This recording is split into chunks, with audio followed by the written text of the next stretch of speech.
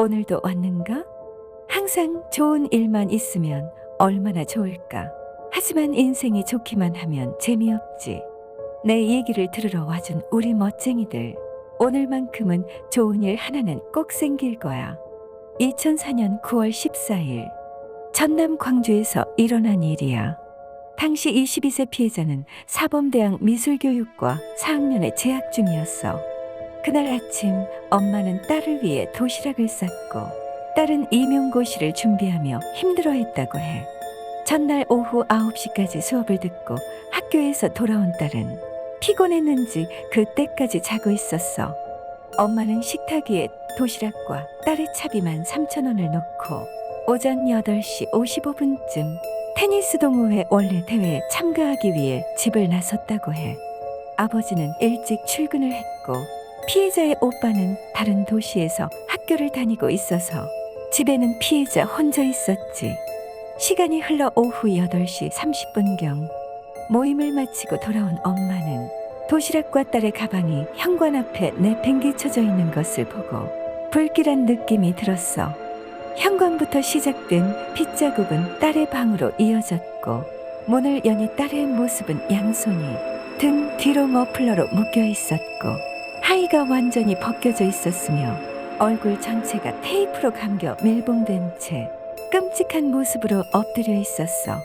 테이프를 뜯어내려는 순간 딸의 체온이 느껴지지 않았어. 너무나 다급했던 엄마는 경찰에 신고를 한다는 걸 119에 전화를 걸었다고 해. 경찰은 하의가 벗겨져 있고 얼굴에 테이프가 거칠게 감겨 있는 것은 범인이 흥분한 상태였으며 성폭행을 노리고 살해했을 것이라는 추측을 했어. 그리고 현관문이 번호키 형식이어서 안에서 열어줘야만 침입이 가능했고 피해자의 가방 등이 현관 앞에 아무렇게나 내팽개쳐져 있었으며 피해자의 차림도 상의는 외출하기 위한 차림에 양말까지 신고 있던 것을 보아 피해자는 밖에 나가려는 찰나에 범인과 맞닥뜨린 것으로 추정됐어.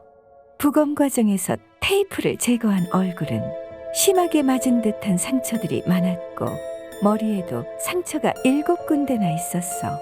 국립과학수사연구원은 이 상처는 누군가가 머리채를 잡고 피해자를 바닥에 부딪히게 생긴 것으로 보이며 우측 광대뼈 부위에 난 콩알만한 상처와 입술 안쪽과 코의 상처 등은 그녀를 수차례 때리면서 난 것으로 추정됩니다. 라고 밝혔고 더 끔찍한 것은 이 상처들이 피해자의 직접적인 사망 원인이 아니었어. 살아있는 채로 테이프가 얼굴에 감겨 질식사했다는 거야. 하지만 경찰의 수사는 곧 난항을 겪는데 시신에는 남자의 유전자가 발견되기는 했지만 DNA를 확보하는 데 실패했어. 그리고 집안이 심하게 어질러져 있는 점으로 보아 심한 몸싸움이 있었던 것은 확실했지만 피해자의 족적과 혈흔만 발견되었을 뿐 범인의 족적이나 지문은 전혀 발견되지 않았어. 당시 바닥에는 피해자의 지갑과 지갑 안에 들어있던 카드가 흩어져 있었는데 범인이 지갑에서 카드를 한 장씩 빼며 살펴본 흔적이 있었어. 심지어 살해에 사용된 테이프에서도 지문은 발견되지 않았어. 엉망이 된 집에서도 없어진 거라고는 현금만 3,000원과 피해자의 휴대전화 정도였다고 해. 피해자의 휴대전화는 인근 병원 근처에서 잠시 전원이 켜졌다가 다시 꺼졌고 결국 찾지는 못했어.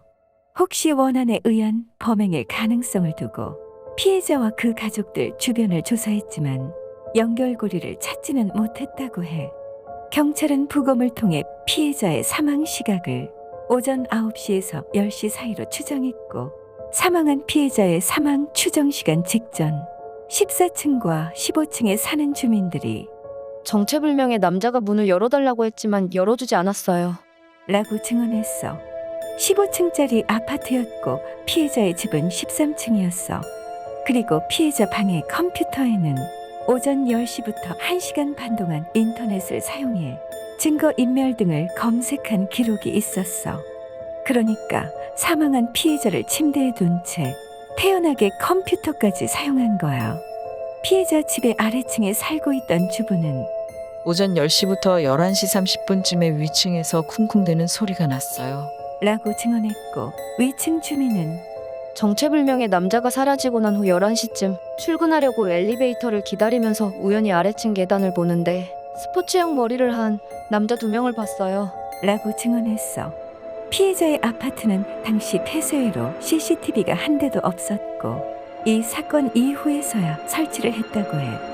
경찰은 사건 이후 대대적인 수사를 했지만 특별한 점이 발견되지 않았어. 피해자의 전 남자친구 등을 포함해 11명의 DNA를 채취해 피해자 몸속에서 발견된 남자 유전자와 비교하려 했지만 DNA 판독이 실패로 돌아가면서 소득을 거두지 못했고 강도에 의한 우발적 살인이나 변태 성욕자, 정신장애자의 우발적 범죄 가능성도 수사했지만 역시 상관은 없었어. 결국 이 사건은 미제 사건으로 분류됐고 지금까지도 광주경찰청 미제 사건 전담팀이 수사를 진행하고 있다고 해. 사건이 일어난 지 4년 후인 2008년 부산에서 이 사건과 비슷한 부산 청테이프 살인 사건이 일어났고 역시 해결되지는 않았어. 두 사건이 관련이 있다는 어떠한 증거조차 발견되지 않았다고 하네. 박스 포장할 때 쓰는 그 테이프를 얼굴에 칭칭 감아서 질식사시켰다. 생각만 해도 너무나도 엽기적이고 실제 사건이라고 믿고 싶지 않은 일이야. 이런 악질의 범인은 언젠가는 꼭 잡힐 거야. 세상에 있는 괴상한 이야기 듣고 싶으면 괴담포차로 오거라.